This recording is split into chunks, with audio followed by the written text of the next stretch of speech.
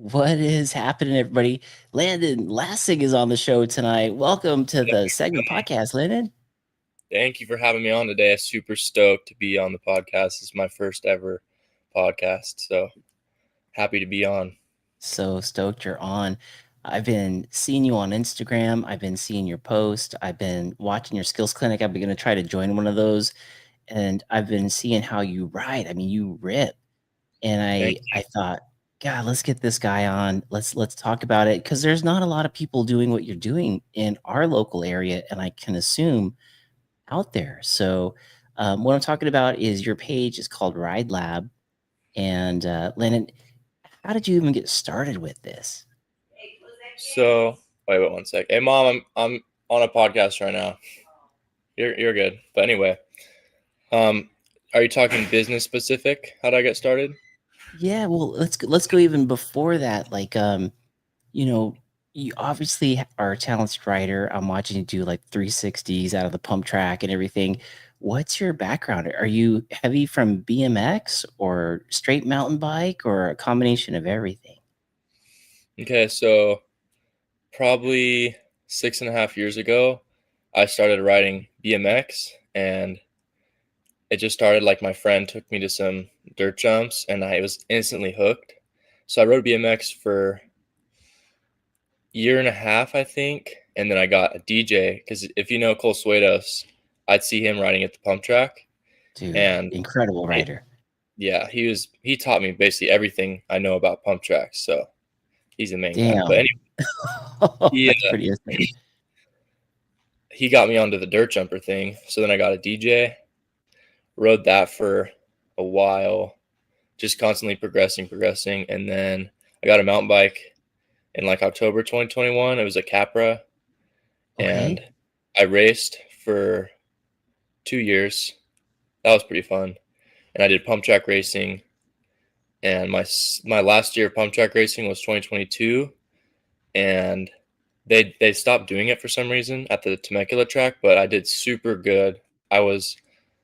I got second in qualifying, but I messed up and got third in finals in the top class. But my qualifying one was like 19.9 seconds, and then Cole's was 19.5 or some crazy time. Oh my God. But yeah, he would do all these transfers and stuff, and I'd go pretty much every single day during COVID and just ride with him, and he taught me so much. And then after he moved to Tennessee, and I started riding with, Dylan Stark on YT. Yeah. Oh yeah, Yeah, yeah. He's a started local riding guy out with here in Lakeside. and he has insane jumps, and I definitely leveled up my fearlessness on jumps with his stuff, and like he taught me how to Oh, 360, and he was like my biggest inspiration when it comes to like all my riding style and YouTube and everything. So I'm super glad to be able to ride with him and stuff. And he's just always going on sick adventures, so it's sick to like join him on that. But yeah. coming into my business though, my friend Josh Weiss, he like helps people grow their businesses, and he started this thing. Oh, he's also like a professional content creator, but recently he started a program called, it was like Passion to Profit, and then it was King of the Groms, and it was like you'd make a business idea based on your passion, and you had to make like a video and stuff, and the winner would get a free Suron and a free one-on-one What business coaching.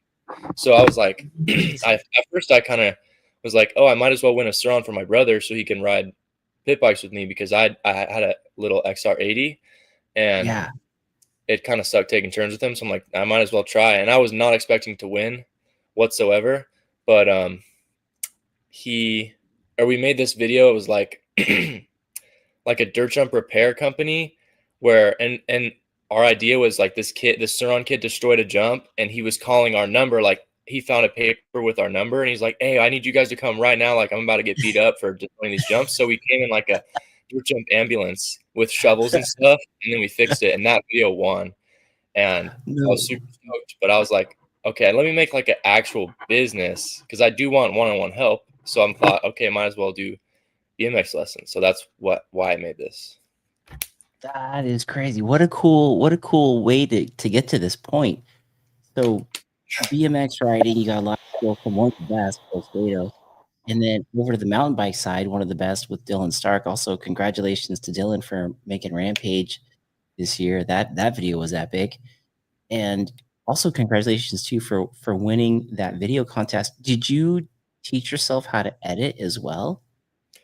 Yeah, so I have a funny story about that too, so I've made YouTube videos basically since I started writing because I'd always look up videos of spots and all the videos were either horrible or like 10 years ago. I'm like, dang, I need to just document this. So I started documenting pretty much every spot I've been to.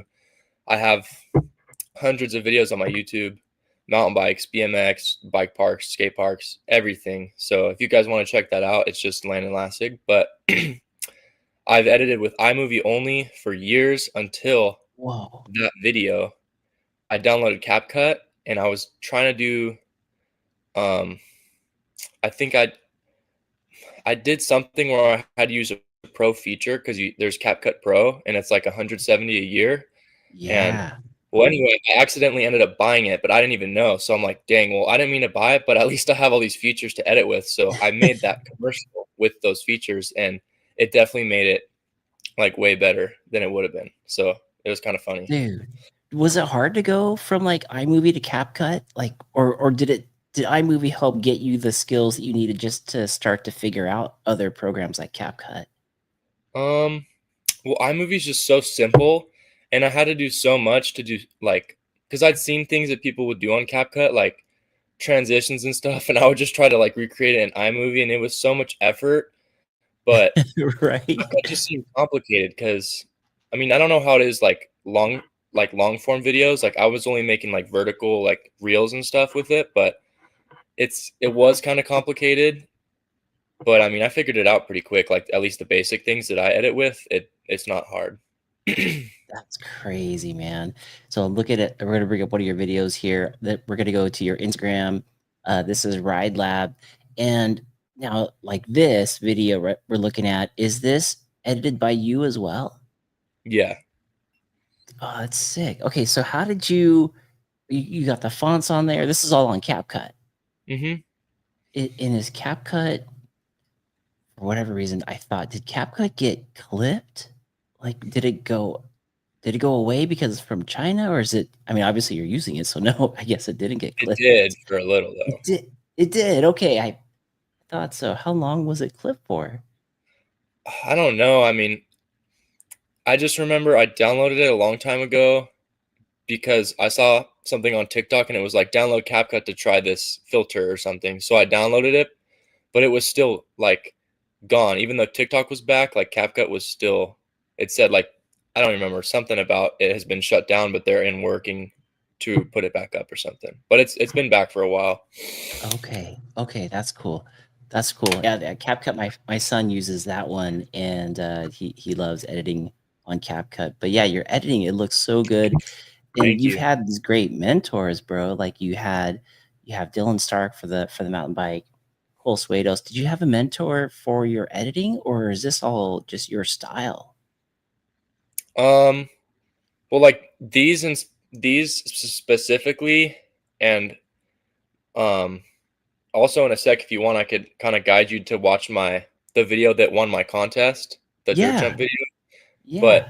this was all my own style. Like I just had the idea in my head of what I wanted it to look like with the transitions and everything. So I'm like, okay. And then when I have the idea, I could just create it with all because there's so many things you can use on CapCut. So with my idea, I could bring it to life with CapCut. So it's pretty sick. Oh, that's cool. That's cool. Is the video that you won, is that in your YouTube or is that here on Instagram? It's on Instagram. So you go to my main like that's still the Ride Lab account, but go on to the Reels section, not like the main page, Okay. but the middle. Yeah, yeah. And then it's at the bottom, and it's like that one, the very first one. This one Yeah, right here. Okay, we're gonna watch this dude, one. it's so funny. Here we go.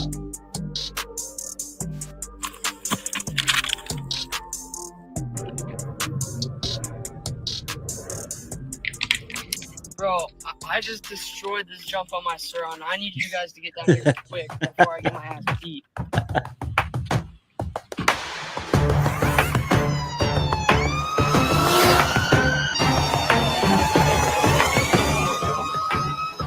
Yeah, it seems like we got a 3.5 foot tall dirt jump. Huge rut. Needs your assistance. Got a dirt jump emergency? Don't worry, we've got your back. Whether you're about to get beat up for ruining a jump or just need a quick patch, we've got you covered. Our team is not only fast, but also pristine, cost-effective, and highly skilled at our craft. Don't let a damaged jump keep you off the bike. Call us today and get back to riding in no time. Text 667-252-6550 to schedule an appointment or call if you need emergency fix. We hope to hear from you soon. Dude, I approve this message. that's rad, man. You had all like the voiceovers, all the music cuts and everything. That's classic. I That love was that. so funny. So that's the video that won it. Yeah. And then the one after that on the page it was like my second entry, kind of. Like the first one is what made me win, but right after the giveaway, I made another one, and it was for my actual business, but that was another good video too. Dang, Yeah, that this one. is it. The Ride Lab. Look at that. Dang. That scene was my race, the last pump track race I did. Holy cow, that Oceanside skate park it looked like. That was Mammoth. Oh, that was Mammoth. Dang. Mm-hmm. Wow. We got folks here in the comment section. We got Marty out of New Zealand saying, sick video, congratulations. Thank you, bro. Quick question. He's saying, what's the Capra Core 129er like? He's wondering. I think that's the one I have, or the one that I bought. Let me think. I rode it 29er for a while, but then I switched it to mullet. And I'm 5'11", so in my opinion, mullet's better. But the bike itself is really good. But I mean, I don't know how tall you are, but if you're my height, then I would go mullet for sure. Yeah, dude. I'm in the same boat. I've been loving the mullet. I used to continuously buzz my butt on the 29er. Yeah, And then I got the right, and then I got the mullet. I feel it's a better fit. I like that a lot better. People were talking about maybe the mullet was harder to climb, but I honestly can't tell a difference when I'm on an e-bike too, by the way. So climbing is the same. Yeah. Electric Trail Surfer out of the Reno Tahoe area saying Dylan Stark is the coolest guy. I'm so glad he's going to Rampage. Dylan Stark is my favorite rider. He's also saying Capra is the best enduro bike ever made. I had all 3 generations. Nice. Dude, YT is so good. Like such good mountain bikes and everything. MX Capra. I'm not sure what that one is. Yeah, I think he's saying yeah. So he was wondering what you thought about the 29er, and then I think he's saying then MX Capra then. So we'll probably get an MX Capra versus a 29er. Okay. Yeah, I would think that too, especially if you're like Landon and I's height, anywhere under the 6 foot area. That's that back tire. It's nice to have a little bit smaller. But dude, okay, so looking at your riding, obviously you're naturally talented because you haven't been riding that long, and you're killing it out there. Was that just riding with riders like Cole Suedos and Dylan Stark? Honestly, I mean, something like riding of some. Did you come from moto or something? No, I've never really ridden dirt bikes. Let me think. I used to ride scooters, but I was never good. Like, I mean, I couldn't even tail whip, but I had been riding scooters forever, couldn't even tail whip. And then when I started bikes, it was like all the kids in my school were in bikes, and I'd seen all the big jumps that they were hitting. Back then I thought they were huge, but then I was like, that was just kind of like the cool thing to do. So that's why I tried it when my friend brought me to those jumps. But then I was like, this is actually like so fun, like way better than scooters. And I did it so much, but I didn't really have progression, like insane progression until like April 2021. Was it 2021? Yeah.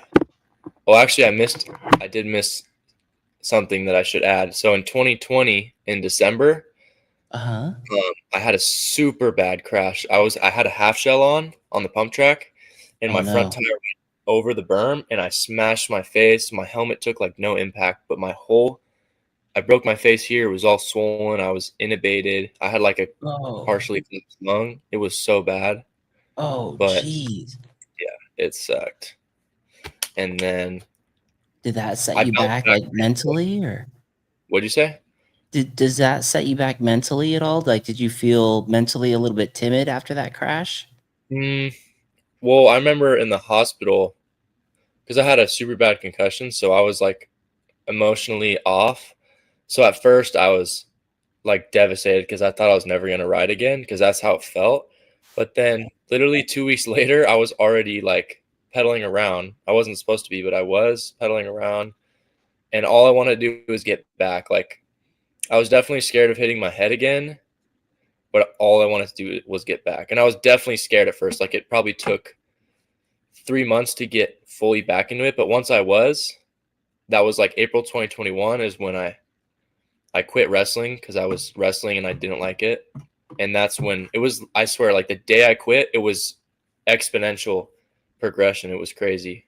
And that's also That's when Cole was going there pretty much every day. Cole and Andy Buckworth and Larry Edgar. And I would just do the gaps that they were doing, huge damn, triples. And I jumped off straight off the wall ride a few times, like crazy stuff. And damn. that's when I like learned a lot. Whoa, that's crazy. For those of you who've been to the Temecula pump track, that wall ride is not short. Wall Yeah, ride's pretty it was tall. pretty terrifying. I bet the first time that was so sketchy. Let's see, is the if the wall ride's here. But wait, you guys would jump over the back of that? It's for the people watching, it's right behind Landon in that back corner. Good grief. It's yeah, we would go here. If you go on my other page, I could kind of guide you to where the Yeah. video is. But Is that on Instagram too, or yeah, it's on my other page. I don't know if you have my other one. It's just Landon Lassig. okay? I'll pull that one up. I'll pull that up for people. And then it says, question says, Landon, do you ride Snow Summit while I'm looking that other one up? I've been there twice, and it is fun. And every year, I say, "Oh, I'm gonna definitely make a couple trips to Summit," but I never did because so something always comes up. But I mean, what we have a month or two left, I think. So, Yeah, yeah. and usually he gets like free tickets there usually. So usually, I've been to Snow Summit with him, or no, not Summit. What's the other one? Snow Valley with him a couple times, but just something always comes up when it's time for Summit. But it's Yeah. fun. I just remember it being like huge jumps. It was pretty fun. Yeah. West Ridge has got some big jumps on Yeah. one of those trails there. This has got to be it. Yeah, this is it. Yeah. So you'd have to scroll down a lot. I'll just tell you when to stop because I know where it is. Okay. Yeah, this is sick. Jeez. So your progression exponentially went up when you kind of quit wrestling and started focusing in on the bike. Do you think that it progressively went up because you were solely focusing on one sport at this time and just giving Oh it yeah, all? and because I was with like definitely riding with good people is how you get better, or it definitely helps a lot. So riding with those Cole and all of them definitely like helped a lot. Landon, do you think it's one of those things like you see somebody else do it and so your brain kind of registers that it's possible? Do you think that helps with that progression?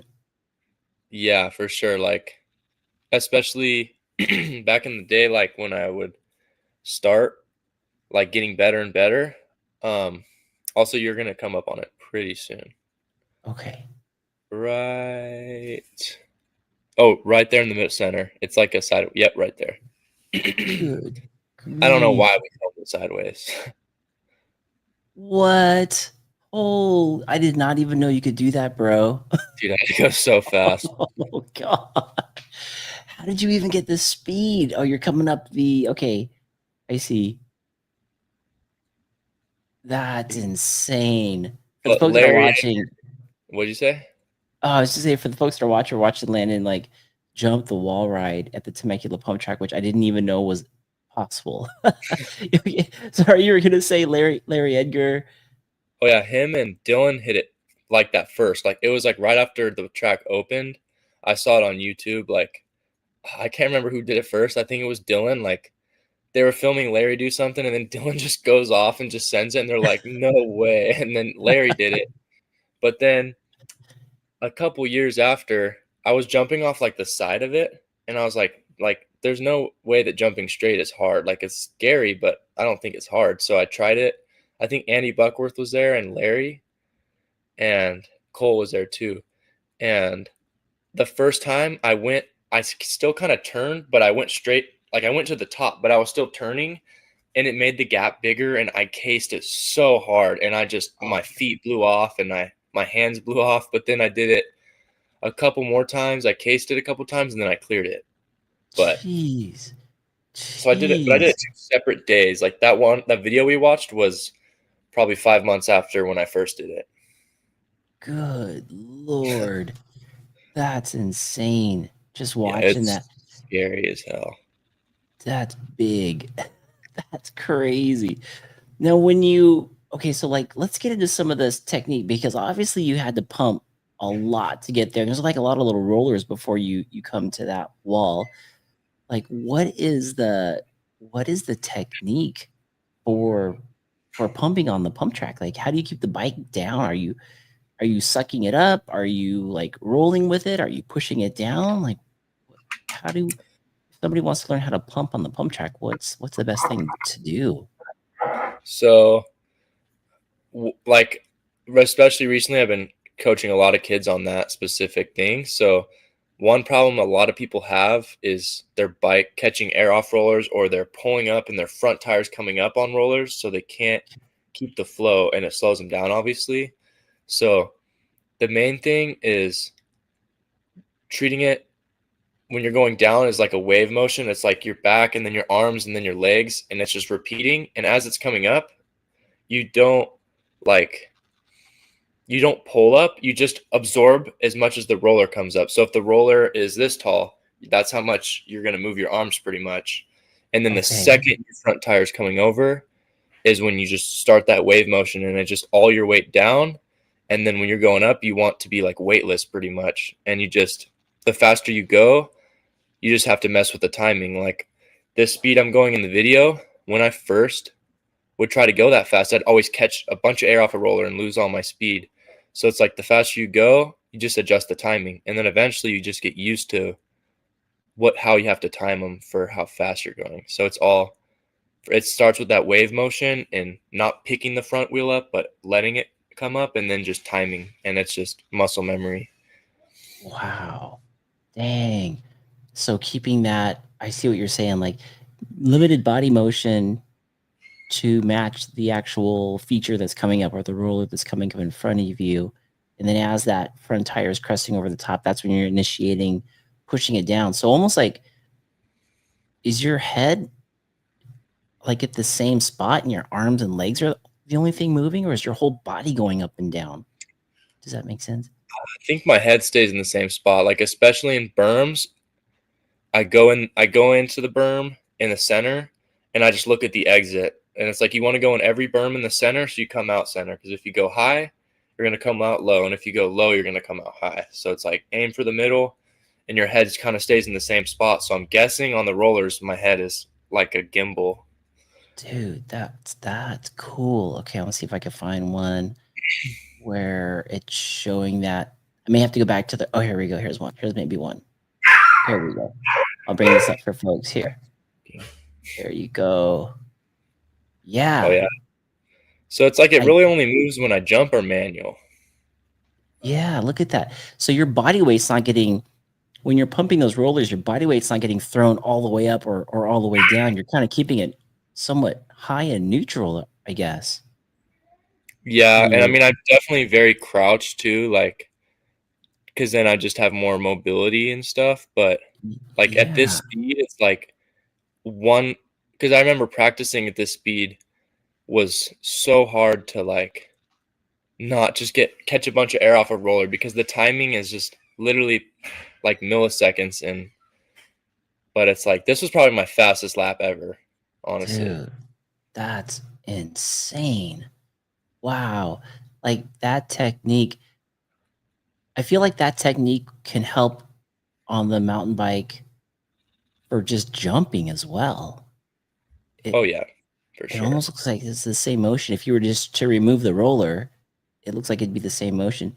Electric Trail Surfer is saying, "Wow, never seen someone ride the pump track like that." Right? Yeah, dude. I mean, it was really only me, Cole, and then this kid named Von Heater that used to ride with us. We Oh were like yeah. regular locals, and we would just go so fast on it. But yeah, Dude, Vaughn is a shredder too. Good lord. I remember pulling up to the secret jumps up here in the Coal Canyon area, and he was just kids got talent. Kids got super talent. Um, so okay, you have all this skill, and you thought of doing this business. You came up with the concept of Ride Lab, and I've been seeing the promos for it. So tell everybody what Ride Lab is, and like, what's your goal with that? so it's just basically a place for riders of any age, any age and any skill level to just get that. I guess you could say professional. I mean, I don't get paid to ride, but I still ride on a good level to teach pretty much anything. So, like, getting help from somebody helps so much because a lot of kids just get stuck at the same spot because they don't have good people to ride with or good people to give them one-on-one help or Mhm. specific tips. And that makes such a big difference because for me, I could have progressed a lot faster if I knew the tips that I know now. So now I'm just giving those tips to kids because, like with pumping, I had to learn that myself, or jumping techniques, I had to learn that myself because people would just be like, "Oh, you just pull up," and then the bike goes in the air. So I'm like, "But how do you blah blah blah?" So it's like now that I know Right. those tips, it actually I've seen it because I've never trained this many people till I started this business, and I'm physically seeing all my tips help everybody. Like every single person I've done one-on-one training with has learned what they wanted to learn in the session, That's and it's like only 2.5 hours if I go over. But wow. yeah, so What's the common, I'm sure the common thing that everybody wants to learn is jumping, you know, when you're doing one-on-one with somebody. What's the common mistake that you see out there that seems to get people kind of broken off and hurt? Like what's the one thing they could try to work on and fix? with jumping, Yeah.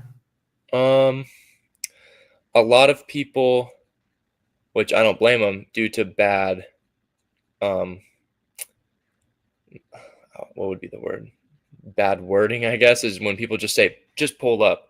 You'll see kids just yanking so hard, which, I mean, I don't blame them, but obviously that can be a problem because you're just yanking and one impact and your hands could blow off, or you're just super back heavy and you're just rocket airing.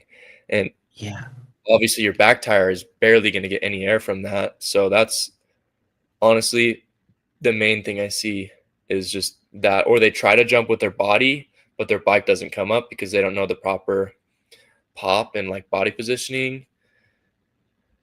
But yeah, I think those are the main problems that a lot of people have, or they just ride off the lip and they absorb the whole jump, which obviously that's okay sometimes if you're more experienced and you're trying to like racer jumps or stay low. But if you're trying to clear a jump that's hard to clear, it's hard to just absorb the lip, you know?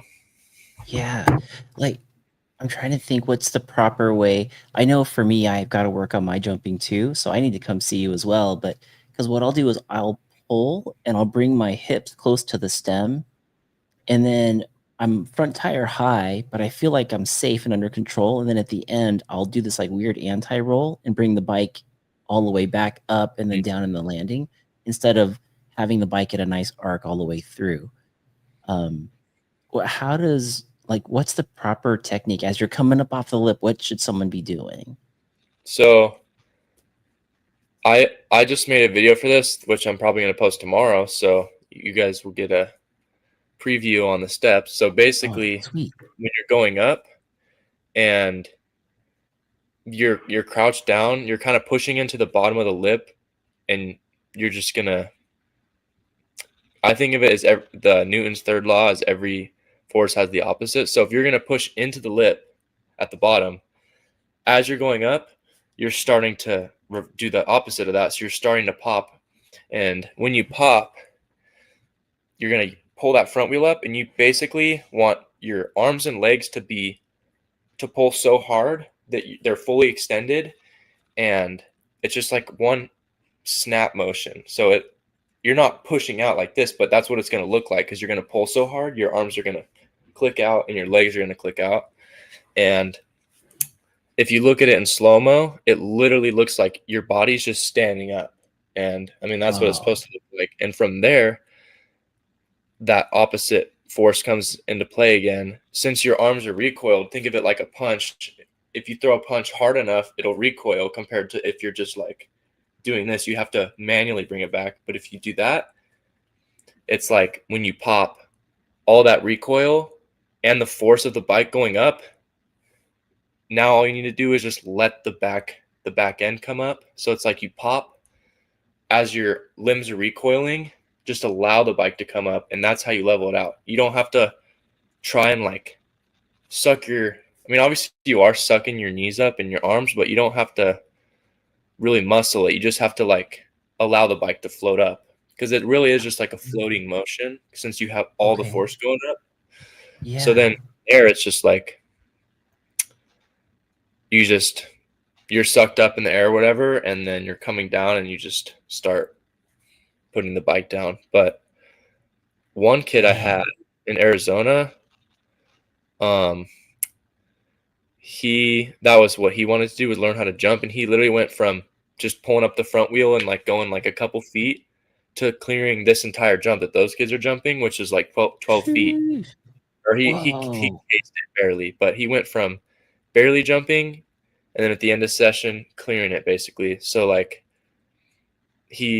I just told him those steps that I told you, and he figured it out. And yeah, so that's the main thing though, is that pop and explosiveness, and then using all that force to just let the bike float up instead of muscling it. Because also when you're trying to muscle it, it can get sketchy and just too like, it just looks too forced.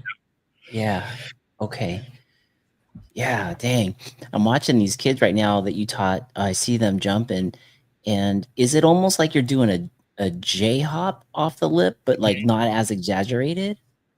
Yeah, so it's like pretty much every jump I do a small J hop, unless it's like a mellow lip. I do like a legit full front wheel and then full like suck up my whole bike like a big bunny hop. But if the lip's a little steeper, I just pull up a little bit, and then that's enough force to just allow my bike to just float up. Like, just, it's all about just letting it float up, really. So like kind of like this, almost the same technique you'd use at the pump track as you are coming down, would be almost like you're pushing into the base of the jump, and then you're like kind of slowly standing up and timing it till you get to the top, and then make that pop happen right off the lip is what it seems like. Yeah, it's like basically going down the roller on the pump track, and then the lip is as you're going up on the upslope of the pump track. The only added thing is that you're popping and trying to float in the air. That's the only difference, really.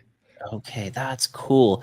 See, that's cool because there is I know when I still do it, and I don't know why. Sometimes I get bucked, and sometimes I go into a dead sailor. Like I'll go to Gale Webb, and if I concentrate on just riding up the lip and just pumping all the way to the top, and then just doing like a tiny little J hop, it feels good. But if I'm not paying attention and I pull, I could sometimes pull myself into a dead sailor because I'll come off a little crooked. And I guess that's what you were talking about by muscling it up.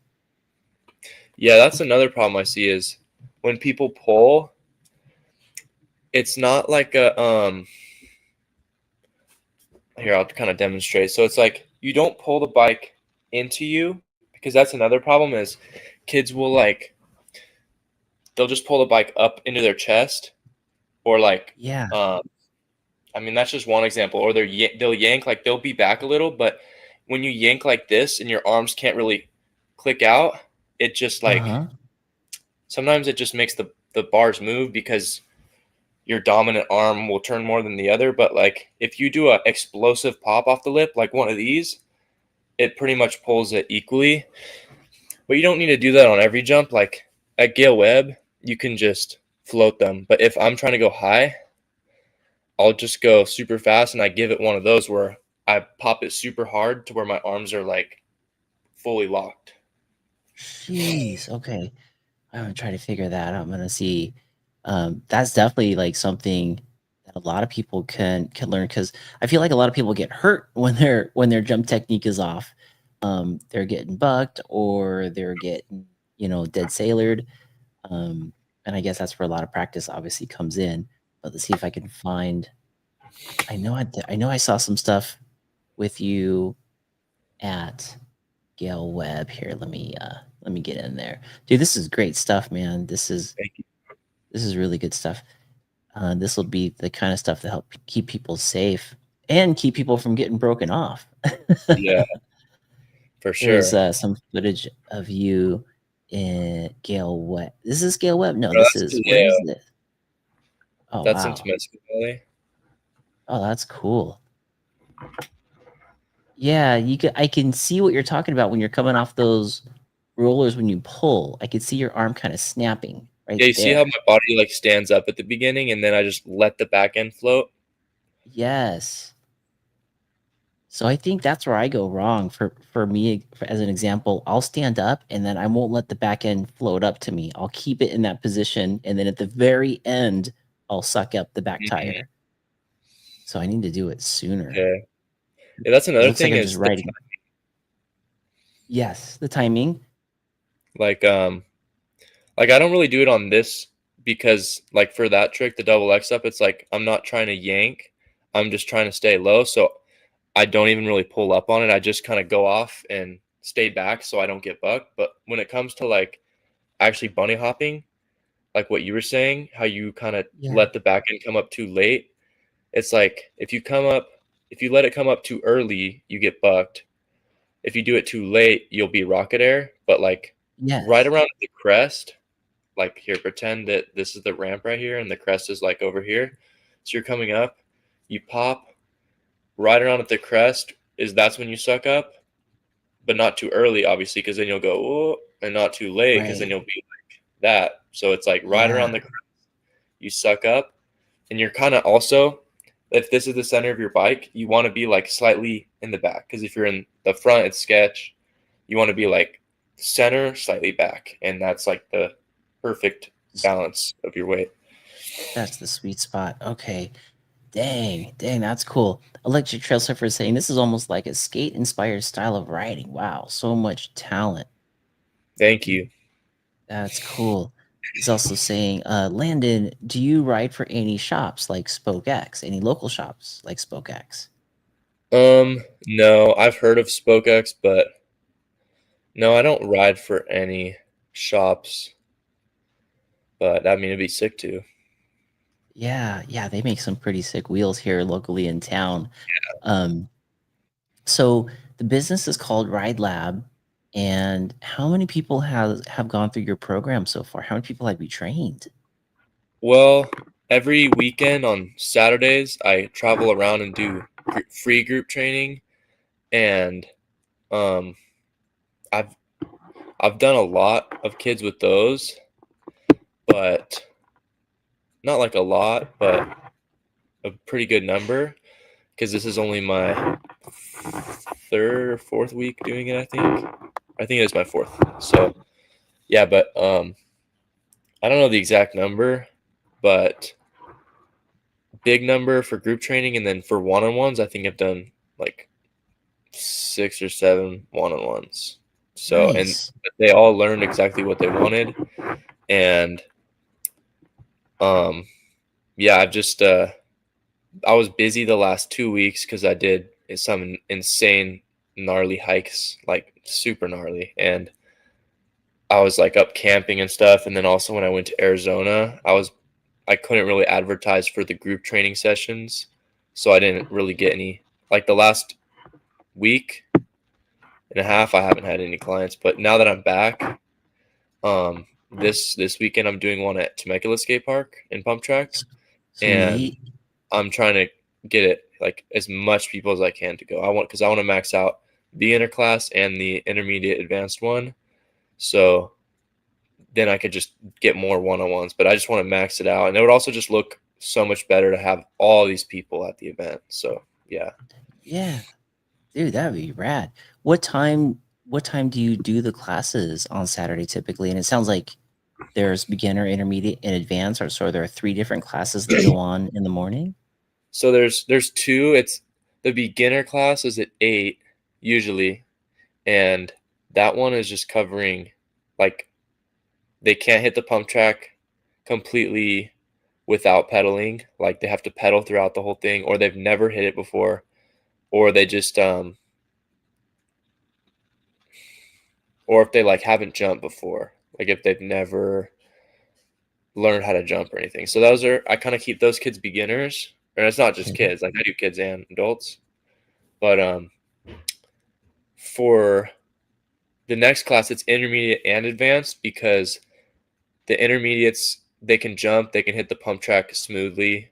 So what I do, if the park has dirt jumps and pump track, or like skate park and pump track, then I split it up into these 2 classes. And basically what I do for the beginners is we go over pump track stuff for the first half and the jump stuff for the second half. And then advanced, we kind of stick more to the jumps because they have the pump track skill more dialed. But I just break it up into sections. Like for example, we'll start on the pump track, and I'll just be like, okay, who wants to work on manuals? Who wants to work on their doubles or blah blah blah? And then we'll say, okay, we're gonna stick to this section of the pump track. You guys can practice your manuals. You guys can practice your jumps, and then you could practice your berm speed or just whatever. And then when we move to the jumps, I just kind of watch everybody. I just say go one by one, do the tricks you want to learn or whatever technique you want to learn, and then as they come back, I just give them their tips, and then they just improve and improve. So that's how I That's run them. cool. That's really cool.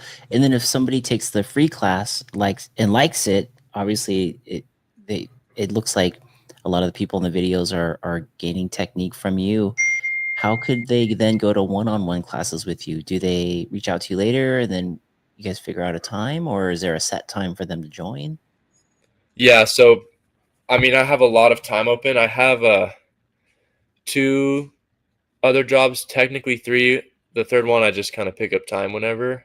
But so Dang. I'm pretty Dang, open bro. because my other jobs are like early. Like I work at a gym, and that's at like 3 a.m. So it's like the whole rest of the day I Sheesh. have time to do whatever. So, but basically after the group training, I'll go and talk to the parents or whatever, and just um, I'll let them know what their kid learned and like what we can work on next time, and then I'll tell them that I also do one-on-ones, and that they can do because I offer different packages, and I have like fitness plans and video analysis, and just I offer a bunch of stuff. So I'll talk Dang. about that with them, and if they don't want to, then I'm just like, okay, that's all good. You guys can just come to the next free group training session on whatever day.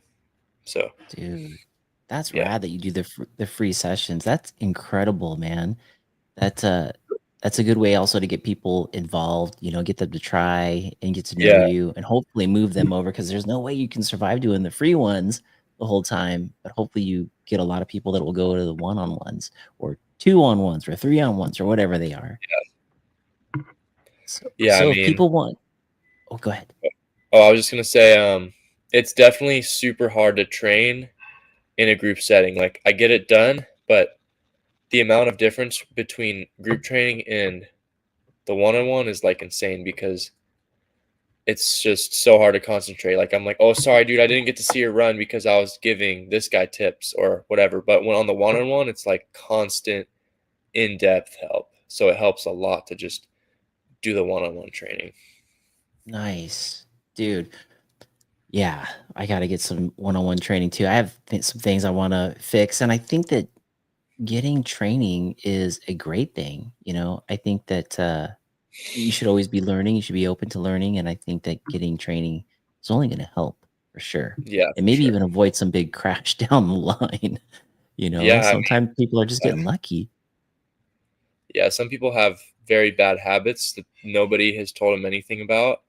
Like I had one kid at a group training session last weekend, and he had been riding for years, I guess, but he had a very dangerous technique, and he wouldn't pull up or anything. He would lean or like bar hump like really hard, like to where his back was like legit like this, and it's like he was only able to hit one jump at the park, but yo, Shane.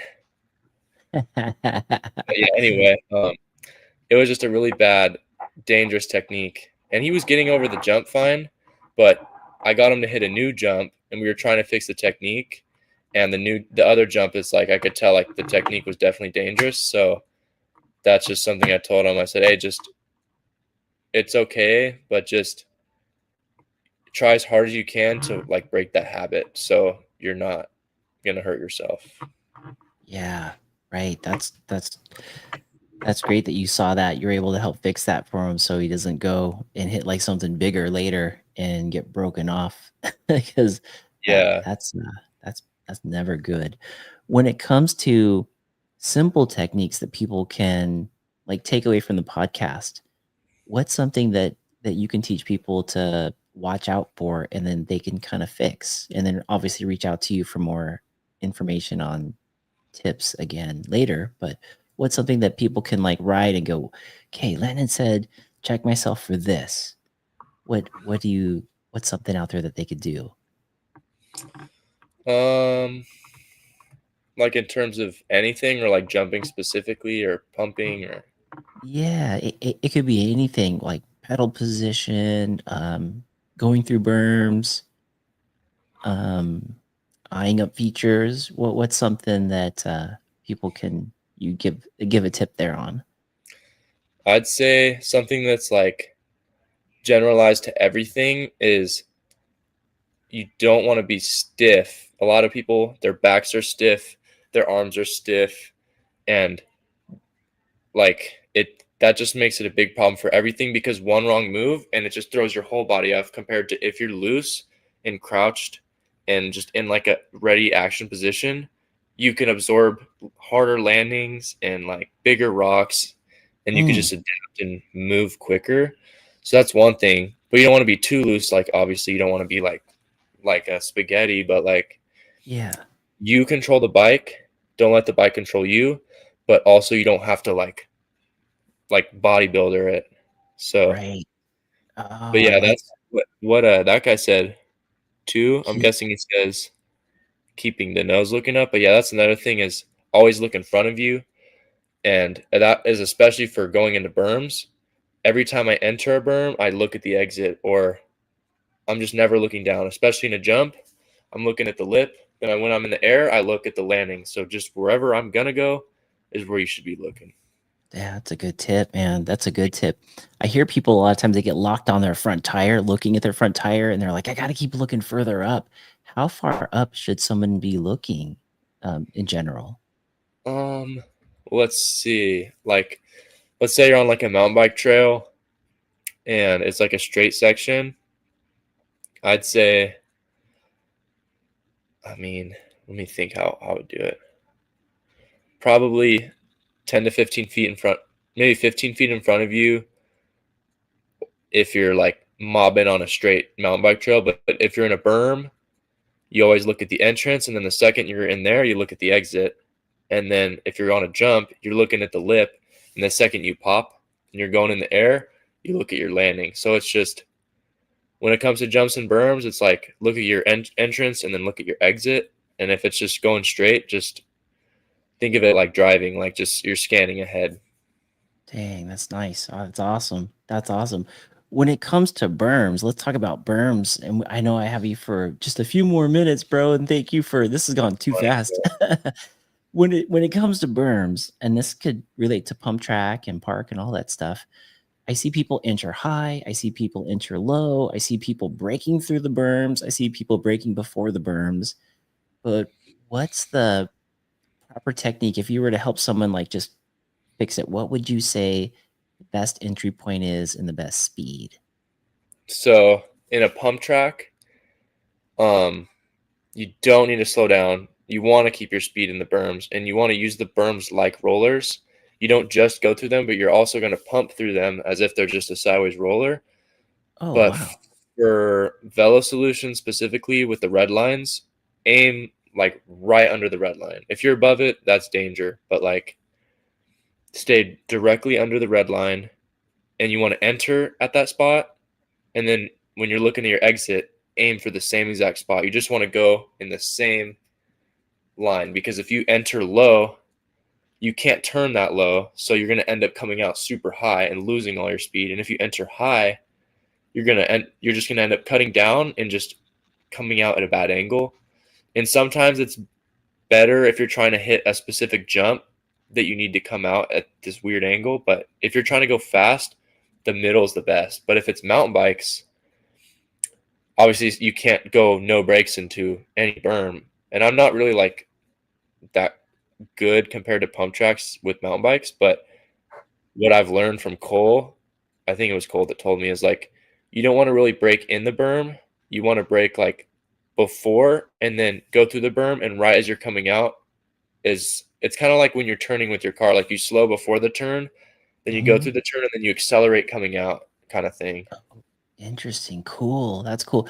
And I'm assuming on that too, like you're entering in the middle of the berm on a mountain bike, and then you're looking at your exit as well. So maybe that's somewhat similar to the pump track as far Yeah, as it's just, I angle. mean, obviously there's better berms. Like if it's like a amazing built berm or like a legit berm that's not like this tall, then yeah, you can Yeah. do that. But when it comes to like little corners, I mean, I don't I don't really know, because what I would just do is just I would come into those corners fast and I'd brake, and then the second I'd come out, I'd just crank out of it like if I was in a race. But I'm not really sure what to do for like tiny corners like that. But if it's a actual berm, then yeah, you would just enter in the middle and then stare at your exit and then come out in the middle. Okay, that's cool. Pedal position in a berm. What's your recommendation there? I know sometimes people have said when you're like if you're taking a say you're taking a berm to the right, you're saying left leg down, and other people are saying keep the pedals neutral. But what is there a right or wrong way? I don't think I think my pedals never move. Like unless I'm doing like a 1-footer or something, I think they never move. Now let me think about mountain bikes. I think yeah, same. I think for mountain bikes, my pedals would only be moving because I'm gonna pedal out of the berm or something. But I mean, yeah, from me thinking right now, I'm pretty sure my pedals just stay even. They might move as I move my weight, but it's very slight. It's not like I drop one or anything. God, yeah, that and it makes sense too. What makes sense to me, what you said earlier about a berm being like a roller on its side, it makes sense that you'd want to have your pedals kind of flat if you're going to be pumping that whole corner, Yeah, versus I if mean, you you don't drop want that one. Yeah, right. So that makes sense, dude. That's cool. Um, I think does anybody have any questions out there? to. I Electric see. trail surfer. He says, Landon, do you ride e-bikes or Suron? He's wondering. So I do have a decoy, a YT decoy, and I got a good, super amazing deal on that from Dylan, and that thing is so fun. And Suron, I just won a free Suron from that business video that I made, and dude, it's insane. I've only ridden it once, but it was so fast because it's the upgraded. Ooh. Everything on it is upgraded, and it Oh my just those goodness. tracks like a beast. Those But things are yeah. those things look fun. Those things look fun. Oh man. Landon, where could oh wait, here we go. He's saying sick YT decoy is so good. Is so Yeah, good. Which definitely. one did you get from Dylan? Is it the new SN, the lighter version, or is it the full decoy with the big battery to take you No, for yeah, it was the full one. I don't know like what model. I just know He just told me he only really rode it in Whistler last year or the year before. I Yeah. think it was last year. So that's all I really know about it. Damn, I that's just know it's amazing. 2023 model or 24 or something. Yeah. You take that to the local trails. Do you ever ride out here like at Greer or Vale?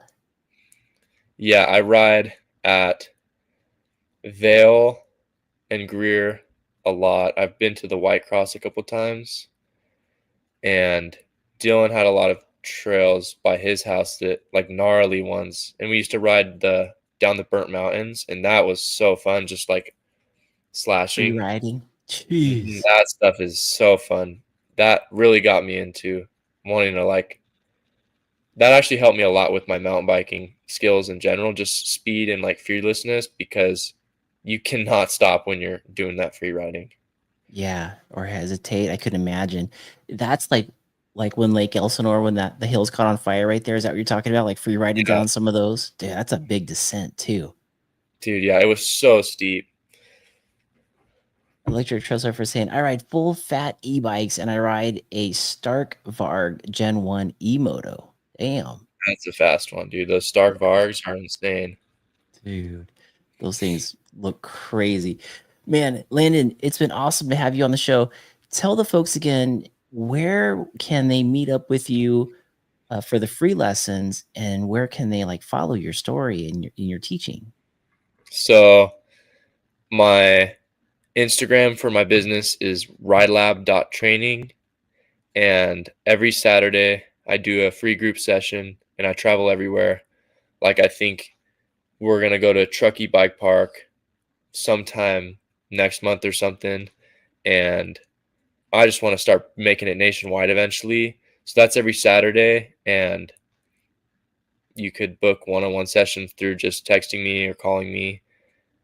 And yeah, but that's the main thing is just Instagram. But I have TikTok too. It's just Landon Lassig, and then YouTube is just Landon Lassig. So yeah. That's amazing. And can they reach you there? Obviously, they can message you on Instagram to sign up for one-on-ones. Is your number on there too on Instagram? I think I have it somewhere. Maybe I don't. But they can message you through there, through the Yeah, Instagram Messenger. yeah. That's sick. Gosh, if for the folks listening, get out and try to find Landon out there. Take a free class. I know I'm going to take advantage of that while you're here in town locally. Electric Trail Surfer is saying the same. He says, dude, see you in Truckee. That is close to me. So keep an eye on that. Awesome. Make sure you follow Ride Labs on Instagram. Landon Lassig is his name, Landon Lassig. Landon, it's been awesome having you on the show. It's nice Thank to you. meet you, brother. Nice to meet you. I hope to see you out there. I'm going to try to make one of those free classes. I'm going to keep watching it, and when my times line up for those Saturdays, I'm going to be out there asking you, how do I do this? How do I get rid of my fear? How do I stop Awesome. rocket airing? Yeah, dude, I'm stoked. For Me sure. too. Appreciate what you do, brother. Keep ripping it out there. Thank you. And everybody, we will see you guys on the next episode. Good night, everybody. All right. See ya.